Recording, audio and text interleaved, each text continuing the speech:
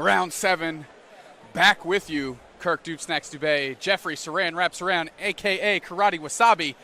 Welcome to Round 7. We're reaching down. You've got your chain. I'm unbuttoning the shirt. It's time to relax. Cross this finish line today. Day 1 of competition here in Memphis, Tennessee. We're getting down to the last 3 rounds, the nitty-gritty, all the marbles, everything is all in. That's all the phrases I got there. I'm running out of steam. Yeah. But well, round 7. We still got a couple more, so you need to bring the sauce for 2 more rounds. I got to get hard. I got to get hardcore over here. Get my phrases down. We got 3 more left. We got to kick it in gear. That's right. Bring it home. Now let's get to the important people here. The people playing here in round 7. Daniel Altavilla will be on the left-hand side of your screen. 5-0-1. Matthew Padget 6-0. Perfect record.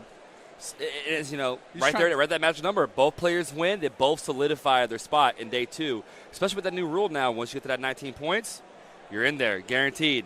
No matter what, if you're at 19 points or higher, you're in day 2. Well, I hope neither of these players are looking past their current opponent because they need to win this one before they can chain into day 2. And I guarantee you once they do win, they're not looking to slow down. They're looking to keep that point flow coming in to put themselves in the best position possible for day 2. Absolutely here. We still don't know quite yet what these players are playing. They're not set up just yet. Daniel actually is not at the table. But, Kirk, what have you seen so far? Like, we're in the last couple a little bit here, and, what hell have you seen? Like, what do you feel is kind of making a stretch right now? Well, let me tell you, as I'm taking a look at the list here, and I don't think the players quite have their headphones yet, so I'll keep it on the shush for now. But this is we are rehashing a deck of last round here, which has been putting in a great performance. And as I said before, rare candy deck's going to rare candy. Mr. Matthew Padget bringing. They're almost ready. They're almost getting their headphones on now. We have Matthew 2 screens Padget, here, so we're going to slow roll you. Wait till the headphones are on. Wait till we get the green light. But it's 2 decks that we've already seen today. However, not against each other, if I'm not mistaken. No, they have not been paired up yet. We're at least going to get an interesting matchup dynamic. We're trying to bring you not only the players at the top tables, but also a nice variety of decks. Absolutely. And sometimes, the pickings get a little slim when it gets to the top and near the end of the day. We got to bring what we can here. And it looks like the headphones are on, Kirk, so we can go ahead and unveil what these players are playing. Well, as I was going to say, Matthew Padget bringing Vikavolt Rayquaza, something we saw earlier today in a few iterations, and Daniel Altavilla playing what looks like a Malamar Psychic deck. Yep, looks like it's a mono Psychic. Has all the bells and whistles in there. Very similar to what Rukin Shao, who was also part of Dead Draw Gaming, just like Daniel Altavilla there. What he piloted at Oaks, Pennsylvania, very similar list. Almost spot on, honestly. Well, it's definitely proved its power there. Yep. Gas can, I believe, is what the kids on the streets are calling it. I don't know if we'll adopt that nomenclature quite yet, but it is what it is. Malamar variant. These players are shuffling up. How do you expect this matchup to go?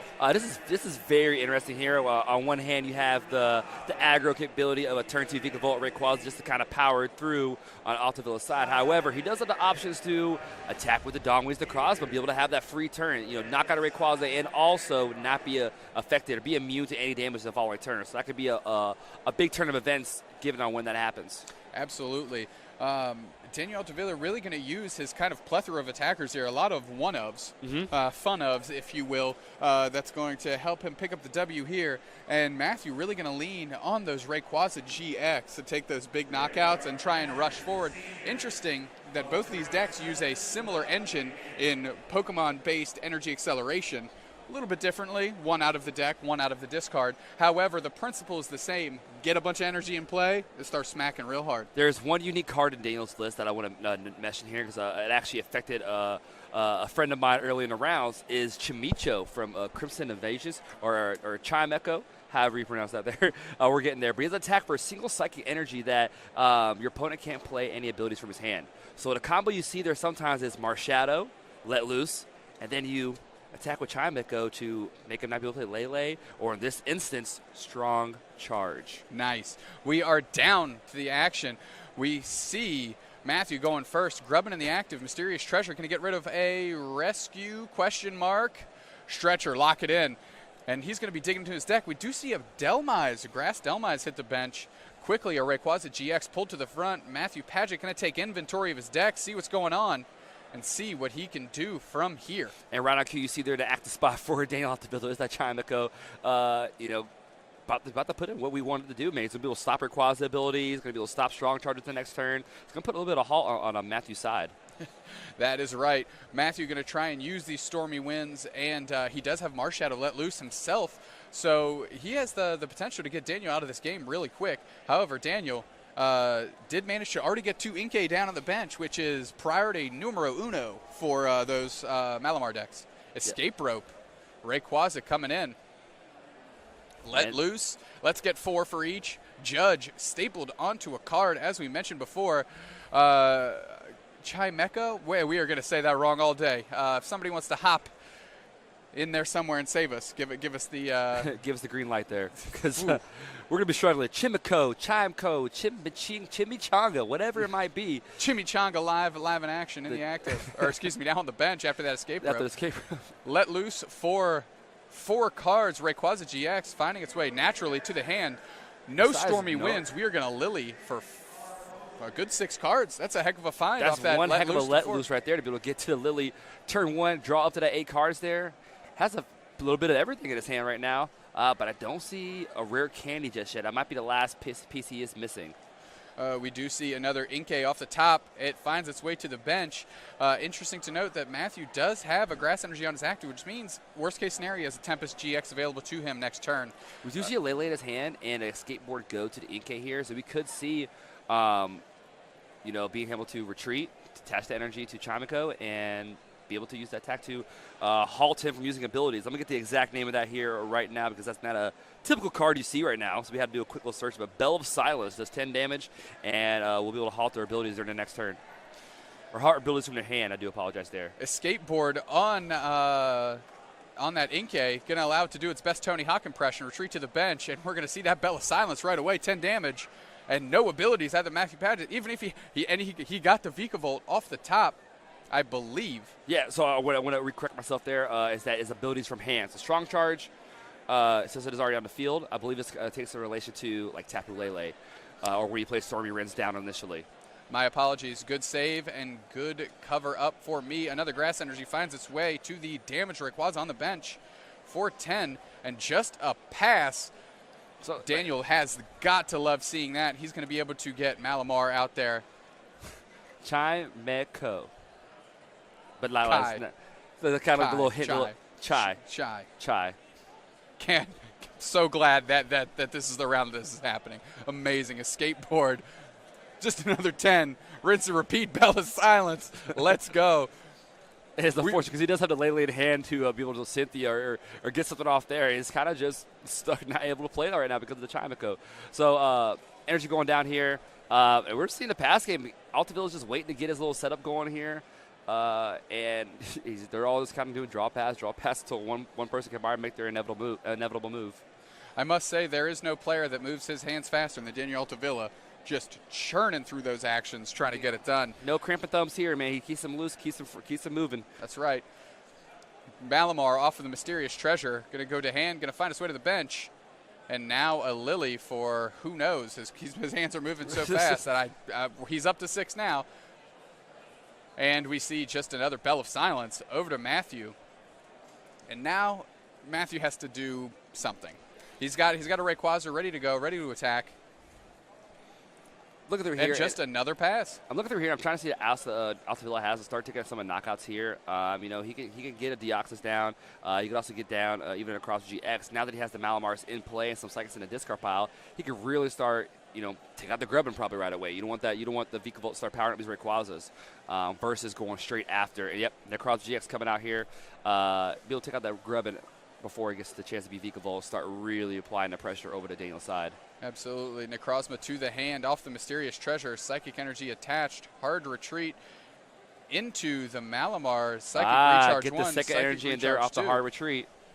Oh, obstacle off the Rayquaza here. Guzma on the Rayquaza. Does have 10 damage and a let loose.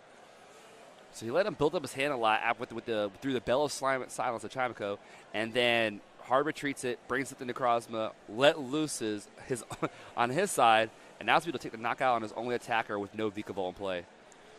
Daniel really putting a lot of pressure on Matthew, who had fortunately just had to draw pass for a few turns there, and Daniel was able to execute his game plan unimpeded. Necrozma taking a knockout on Rayquaza, and now there's no energy on the board. There's no Vikavolt in sight. And Matthew really just up a creek here. Yeah, up a creek, but at least now he can play his Lele down. He's going to be able to go down, probably look for a Cynthia to reset. The Vulcaner also is a great option to get the rare candy there. If he doesn't already have the ball search in his hand, that's probably what he's looking for here. Yep, so I believe he already has the rare candy. So rare candy in the hands.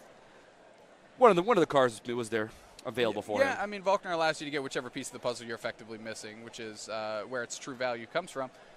And what's unfortunate for Matthew here is he does have to use Vulcaner. However, he doesn't have a follow-up supporter next turn. And if he's not taking a knockout this turn, then he's not really advanced his game state or put himself in a position to be able to really just storm back into the game, even though he has access to Strong Charge. Absolutely, yeah. Actually, he has absolutely nothing there, just lightning energy, and I think that might have been an energy recycler or a switch. So he's really just kind of playing out the top decks right now. Gonna Strong Charge. Oh, he's gonna go over down to the Delmise here. Go ahead and set up. You know that secondary attack right now. Switch to get the Rayquaza back to the bench. Powerful spin. Powerful spin. No, he uses Giga Drain, it looks like. Due to 30 and been healed damage from the same amount that it was did to his opponents here. With so the Strong not really Charge relevant. and no second grass energy, that is the only attack that was available to him. We see an manual attachment onto Necrozma GX. And it looks like Daniel's eyeing up a Guzma, sees the Vikavolt, Marshadow. Oh, he's a Strong Charge, load back up, get ready for another Prismatic Burst. Hard retreat to Marshadow. Yep, there it is. Matthew Padget. Go ahead and scoop at his cards after that strong let loose on Daniel's side. It was tough to come back from. He did draw pass for about 3 or 4 turns in the middle there. Very unexciting on Matthew's side of the board. Couldn't really execute his game plan of getting that turn 2 Vikavolt. And Daniel kind of was able to get the play back to him. As you recall, Matthew went first that game, unable to hit the turn 2 Vikavolt, which effectively just put Daniel in the driver's seat because he was able to set up 2 Malamar, I believe. Well, it was a very slow setup, though. Like, be able to have that Bell of Silence to stop any Lele plays is just kind of draw and hopefully get to the energies and set up there on Matt's side. So Chimico, Bell of Silence, Daniel's now, draw Malamar. I got everything I need now. Now I'm going to play my Marshadow, disrupt all those cards you drew that are now useless, and we'll get the ball rolling now. That is a great point. We are going to see Matthew on the play yet again. Daniel shuffling up, and that game, 8.5 minutes. Yeah, both these decks are pretty fast to play. One gas cannon, one Strong Charge, and they both like to plow through each other as fast as they can, and this one did it in less than 8 minutes. We'll see if Matthew can maybe let loose Daniel out of the game this time and really apply his strategy. We didn't even we saw one Strong Charge onto a Delmise for 30 damage. That's not what you definitely want to see at all with the Rayquaza deck, I must say also. And unfortunately there, he was not able to get going here, but he is going to go first. Going to have a little bit extra to work with here. Maybe the Marshadow might do a little more damage on Daniel's side this time. But if he starts with that Chimico again, he can probably see a similar strategy here on Daniel's side. We see Matthew does have a Rayquaza. That's going to jump into the active. I believe I saw a few items, few supporters in there, but no other basic Pokemon. So Matthew's going to be on the hunt. He got the Chimico again. This is a one-of count on his list. He has to start yet again. You hear him laughing behind us because this is like, there it is again. Grass energy attachment onto Rayquaza, and that is a loaded hand. Do you try and Stormy Winds blind with that Rayquaza before Chimico can come down? Bella Silence. So it looks like what he's going to do here. Nope, just pitching it. Well, he has Rest Stretcher in hand too, I believe. So we have a Lily Rest Stretcher. So he's trying to mill his hand down just a tad bit more to get the full amount of draw out of Lily's drop 8 cards. We do see the Ultra Ball Volkner Rayquaza grabbing a Grubbin, which he needs to get to Vikavolt, right? With the Lily in hand, he is going to Lily right now. No sense in rushing the rescue stretcher. Maybe thinking, hey, if this Grubbin gets targeted down somehow or I need to buy it back, maybe I need it for that. He gets paid off with a Rayquaza right off the top anyways, so if he wanted another one, no big deal. And Rare Candy Vikavolt. So he is looking really strong right now, and a Marshadow in his hand. He probably won't play it now that he sees Rare Candy Vikavolt, especially since that Bella Silence is right there, already eyed him down. So he may want to just hold off, letting loose. Take the knockout of the Chimeco the following turn through a strong charge, and then let loose and release to hopefully delay Altavilla's turn. I guess however he feels, if Daniel's hand is strong enough to have a strong turn too. Elects to just get a Ray off that mysterious treasure. We are going to see Stormy Winds 1, 2, and 3 diminishing returns with the Chimeco in play. Better use it now if you're going to use it. It is true that if you don't use it, you lose it in this case. Stormy Winds number 2. Now the energies are flowing. Now we're seeing a little bit more what Matthew's trying to do here. Absolutely. Get those energy on the board. Rescue Stretcher going to find another Grubbin. And this is a pretty clean setup. Let loose for 4. And now that he's got to this point with all his Rayquaza and now 2 Grubbin, I think that was the right call to play the Marshadow versus had it just been the 1 Grubbin. Because you do want to guarantee yourself that turn 2 Vikavolt as well. But since you're already established, you could probably go through a few turns trying to, in top deck mode, one would say, and disrupt your opponent's side of the field. That's a great point. Daniel effectively disrupted 4 cards coming, and they've got to be 4 good ones to try and rally back into this game. I feel like we've been saying that a lot when we've been paired up together with all these let loose flying around. Let loose everywhere, and not really able to do too much here. Hard to see. I think he has the Ultra Ball. Yeah, looks like he's ditching it down. Necrozma GX. Deoxys, maybe? And Deoxys, yep. He's going to get a turn with Lily himself, so let loose didn't do too much. He is throwing away 2 Pokemon there, but getting a full Lily there. Plays 2 Rescue Stretcher, so I'm sure he'll be fine with the discard. Absolutely. However, Daniel didn't get 3 Inkay down like he did last turn 1, so he's really looking to find a couple copies of that. We see 2. Can he get the third? Well, he has with a full Lily to 8 here. He might have the option out to do so, but looks like just going to see a Bell of Silence. Jingling, you're not going to be able to play abilities from your hand. Done and done. Manual attachment, lightning energy to the active. Going to take a look at the discard. Matthew needs to sort it out here. Does he have another supporter for this turn? Just going to pass, putting the pressure back on Daniel. And Daniel gladly draws a card with his board intact as he wants it. Yeah, we do see an Ultra Ball here. Probably going to be able to grab a Malamar or an additional attacker. I'm not sure what else he has in hand. Does he have a supporter to draw? There might be a Lily there. I definitely see a Mimikyu, so it's hard to tell what is on his mind right now, but I definitely want to see some Malamars come down if he has to draw support already in his hand. Ultra Ball pitching a Psychic Energy and that Mimikyu, as you mentioned. Looks like he did thumb a Malamar to the front. Good in combination with the Psychic he just got in his discard. Malamar will be the choice. Quick shuffle, quick pass.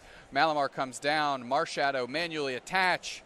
Cynthia. So now that the Necrozma GX is in the discard pile, Marshall's able to use his ability to copy any basic Pokemon attacks in his discard pile, so you get the full effect there. Usually used in combination to attack a Zoroark for weakness here, but works the same here. Take out a Rayquaza. Or hit into weakness for a Vikavolt if that ever comes up. That is something he has available to him. Acrobike off of the Cynthia, pitch another Psychic, put another card in hand. Let's see if he can get a second Malamar. Another Inkay, great start. Malamar naturally comes off the Cynthia. Psychic recharge, number 1. Bella Silence. Bella Silence. So it's going to be a manual attach here probably on Matt's side. Go ahead and get the easy knockout on the Chimeco, but he does see that that Marshadow is eyeing him down right now. So he may be looking at a potential way to Guzma it up as Marshadow GX is pretty fragile. Only 150 HP, and it's already 4 energy on board. So if you can somehow get that 3 to the Rayquaza, we could be seeing a knockout here. A lot of important resources in hand for Matthew, which is maybe why he didn't Tempest GX last turn. However, because of that, he might be stuck doing it this turn. All right, so Rush Stretcher, everything back, the 1 Rayquaza GX back in, and the Guzman the Malamar is definitely going to be a chance for him to Tempest GX and try to reestablish his board and get these Vikavolt set up. I would have liked to see that one turn sooner, to be quite honest, Jeff. This was a turn where he could have used the Vikavolt and could have started taking knockouts, especially. That would have risked maybe worth taking since he is down a game already. However, Tempest GX, discard your hand, draw 10, over to Daniel. Daniel does load up this Mars Shadow here, getting ready to do that Prismatic Burst attack we were mentioning before, or even use the Oxys attack to do the 120 on a Grubbin. But I think he's going to be eyeing down, taking out one of these Rayquazas since Matt is not set up just yet. Guzma on a clean Rayquaza. Marshadow steps up, ready to go. Yeah, he's just one more Malamar away to kind of get a strategy flowing to where whatever Pokemon he benches is that he's the one that can use that to set up through a skateboard and kind of have his free will to be able to set up the attackers he has in his deck. Great point. Marshadow steps up, takes the knockout using that Prismatic Burst attack from Necrozma GX being in the discard. Matthew promotes the Rayquaza GX with a Grass Energy on it. Volkner is the key to the city here. We're going to see the pieces we need to get a Vikavolt going for the second time in as many games, and hopefully Matthew can use it to a little bit of more success this time around. Absolutely here. He already has one Vikavolt in. He already has Vikavolt in hand, so he'll be grabbing a Rare Candy here and a Lightning Energy, and he's going to opt to hold it. He's going to strong charge it away, but I like that he promoted the one with the 1 Grass Energy prior to the one with 2. You strong charge the 2 to active, just attach to 1 to bench. You're kind of just, double setting up your Rayquazas for the later game. We see Matthew just kind of going through his discard, taking a look what he has available. Energy Recycler going to put, I believe, just 1 Lightning back in. Strong Charge announced. Let's shortcut it a little bit. You know what I'm doing. Yep. I know what I'm doing. Let's get those energy on the active, and let's try and take some knockouts here. It's definitely going to happen here. We already got the 5 energy on board. Hitting that 150. Going to attach 1 more Grass Energy to the bench Rayquaza. Going up to 180 damage. Going to be an easy knockout on his Mars Shadow GX. And, what is Daniel going to do to respond here? Does he have an additional way to get out? Matthew taking his first 2 prizes of the match. Yep.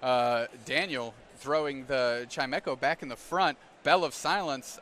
I think we're past that point. I think Daniel's now content with maybe a hard retreat and an attack. But only Daniel knows what his plan is, and a Mysterious Treasure getting rid of Oricorio is going to find another Malamar. And I'm not able to see what's in his hand, but I think he might have another Mars Shadow to be able to take the return knockout. Yep, there it is. Triple second recharge. Going to Prismatic Burst again on the Rayquaza here. But with Vikavolt already set up, this is another knockout right back on the Mars Shadow. However, he does go down to 2 prizes now. So as far as prize race concerns, Daniel's in the lead. And Cynthia coming down for Daniel, going to get him 6 more cards. His bench is in fact full, so Marshadow going to be doing the heavy lifting in this series of turns and attacks. So we're definitely see here the knockout with the Marshadow here, and then the goal is here if he can hit a Rescue Stretcher to bring back either a Marshadow or just the Necrozma GX itself to get the return knockout on the Rayquaza once this Marshadow does go down. So it's kind of like a little haymaker fight right now. Everyone's swinging large, swinging big. Is this who's going to miss first? Swinging for the fences. Daniel Altavilla going to go down to 2 prizes first. Manual retreat, attachment for turn. I believe that's an escape board. And now we see Prismatic Burst for a knockout on Rayquaza. And Matthew got to promote the lone Rayquaza left. Will have a strong charge, however. Yeah, Daniel's ahead in the prize lead, and if he can find a way to pick up a knockout next turn, this game is over, so and this round is over. I would honestly like to see here is hopefully he would have set up that Vikavolt with some energy earlier. That way, as a 98 attacker taking on his Marshadow, because there's only 150 HP, so a choice span on that Vikavolt would have been a knockout on his Marshadow. And now it would have been in Daniel's court to be able to find Guzma, plus be able to cycle recharge all those energies and find the additional Pokemon in this instance here. So not doing that, opting to load up another Rayquaza, and we're gonna see it happen here. He's gonna have to somehow disrupt this energy, disrupt this hand, and hope he doesn't have the Guzma for game. Going to use Switch to get that clean Rayquaza that was just powered up off of the strong charge to take the knockout. Chimecho with the skateboard coming up. And Daniel just needs an attacker here. He's an attacker, Rescue Stretcher, Dawn Wings, Necrozma GX, anything along those lines here that can get to that magical number of 180. And he has options to search his deck for if they're in there. We do know the one Necrozma GX is in a discard pile. Mysterious Treasure skateboard. If he's got it in there, he's got access to it. There's a Dawn Wings Necrozma. But unfortunately, he's not behind our prizes. He won't be able to use the GX attack for knockout. I believe Dark Flash is the other attack there for three psychic energy, 2 psychic and a colorless. Coach me here, Jeff. That is in fact what we see. Dawn Wings Necrozma coming to the hand. Mysterious Treasure pitching the Dawnwings Necrozma, just thinning out his deck. Yep. He knows he needs to hit this Rescue Stretcher because it's only out here because right now there's already a Lily on board for knockout on Matthew's side, so it's not like he can hold back and avoid that knockout there. But his Rescue Stretcher, and he gets it. He gets it. Palm up, hands out. Good game, GG's. 29 minutes left in the round, the fastest round of the day. Award goes to round 7. Daniel Altavilla, Matthew Padget. Bring it back to us in the booth. That was a speedy affair, my friend. That was a very fast matchup there. Guns to the wall. Daniel took every measurement possible to win that matchup. Even out the let loose, was able to hit his pieces, got the Lily, turn 1 Lily, really set up his board and was able to establish it from there. He was able to apply the escape boards at the right time to set up to know that, hey, I'm ahead in this prize race now. So all I got to do is really just narrow down my deck, put the pieces where I need to be, and just let everything else fall in line. Bell of Silence ended up doing quite a bit more work than maybe we thought. Game 1, you did see the draw pass that Matthew was doing. And finally, when Daniel took a turn off of that Bell of Silence, we clearly saw that Matthew, one of the cards he was tucking, was a Tapu Lele, and that was going to be his out to get back into the game. But Bell of Silence coming through, doing what it's meant to. Chimeco really pounded for some action round 7 on camera, started at both games. It's really insane to me that he was able to start with that card both games and to be able to put it into full effect right away. I mean, Marshadow into a Chimeco, it's really powerful. And we didn't even see that combination. It's just powerful in general by itself and able to, hinder setup. And then this is a really hindered Matthew here. Daniel gets set up. Matthew stumbles just a frog's hair, finds himself behind, and with an L here in round 7, 6-1, still a very impressive record. However, Daniel Altavilla, 6-0-1. Galaxy Lock for day 2, and now he's just going to try and press that advantage. Absolutely here. So we're going to go ahead and have a chance here to have an interview with Daniel here and talk about that matchup, and we'll be right back with you here shortly. We are back with the post-round 7 action here with your winner, Daniel Altavilla. Congratulations on the win, man. Let's go through that match a little bit. How are you feeling going into it once you saw those Rayquazas flipped over? So I know this guy is the Malamar guy because he played Malamar at NAIC to a great finish. And I assumed he was just playing Malamar again because it's really good right now. Mm-hmm. So when I started the Chimeco and he flipped over the Grubbin or the Ray or whatever, I was like, yeah, let's get it. That's awesome. So speaking of the Chimeco, you were able to start with that both games 1 and 2. So how effective is that card for you? It's a little bit of a unique inclusion. We haven't seen these Malamar decks just yet. Yeah, so the Chime is really good because it prevents Zoroark decks from playing Zoroarks or Lycanrocs or Magcargos or anything like that, and it prevents Rayquaza from getting out their Vikavolt. So what you do with that card is people were using it to lock your opponent out for the entire game, which wasn't very practical. And how it ended up being best used was to stall the game out for 3 to 4 turns until you set up a really good Malamar board, and then from there you're just steamrolling. And I think it's very unique there, too, because in a combination with the escape boards, you can almost guarantee that you can get that out turns 1 or 2 very, very effectively here. Yeah. So let's go through the games right now. Game 1, kind of a breeze through. Able to get 3 Malamars out. Turn 2, and you kind of, was able to get the back end love from that let loose there. He had it that turn 1, and then you're still able to effectively reverse that there. So let's talk through those sequences there. All right, so well, with game 1, he let loose to me, and usually when you I don't think let loosing turn 1 is even good in this format because there's so many outs to, you're just making my Lily better, effectively. Mm-hmm. You're giving me a chance to play less cards before the Lily, but you're making my Lily also potentially way better. And he actually did give me the escape board, the guaranteed escape board, off of the Marshadow, which he didn't. I didn't have that when he escape roped, so the Marshadow ended up helping me out. I think the best way to use it is actually within the Malamar deck, because you Chime, the turn you stop using Chime, you just kill their hand. Yep. So. And we saw that game 1 effectively there. It was kind of like, Bell of Silence, Bell of Silence, Bell of Silence, as you go Malamar, Malamar, Malamar, and then, all right, I think I got all my Malamars out. I got my Marshadow.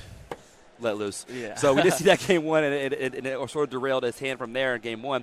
Game 2 is kind of a similar effect, Got the let loose turn 1, but you were able to go Ultra Ball Lele there. So see the Lily there. So let's go through that game 2 there, and how you were thinking going through that.